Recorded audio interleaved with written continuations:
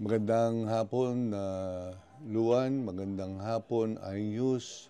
I would like to commend iNews for doing their best dito sa ating mahal na lungsod. Magandang hapon, mga Pasigueños. Noong April 2024, naipasa natin yung ordinansa ng pag-i-issue ng Special Electrical Certificate. Yung Special Electrical Certificate, pwede mag-avail yung mga nasa urban poor communities. Doon sa urban poor kasi, kung meron kayong homeowners association, hingi lang kayo ng membership certificate, tapos yung list ng mga members ng inyong HOA, at pupunta na kayo sa Meralco.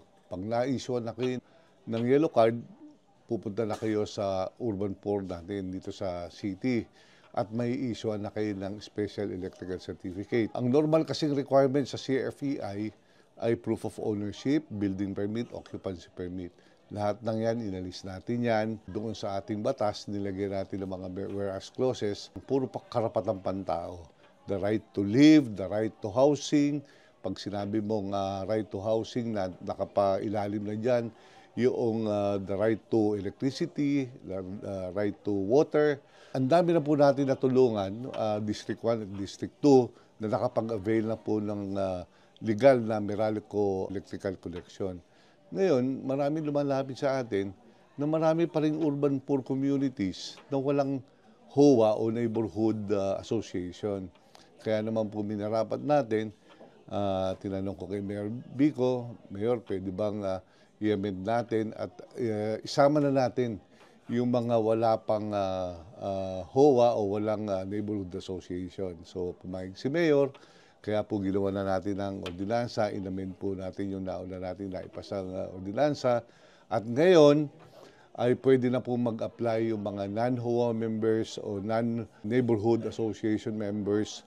Ang kailangan lang po ay magpunta sila sa barangay hall, humingi sila ng barangay certificate na sila ay member ng urban poor.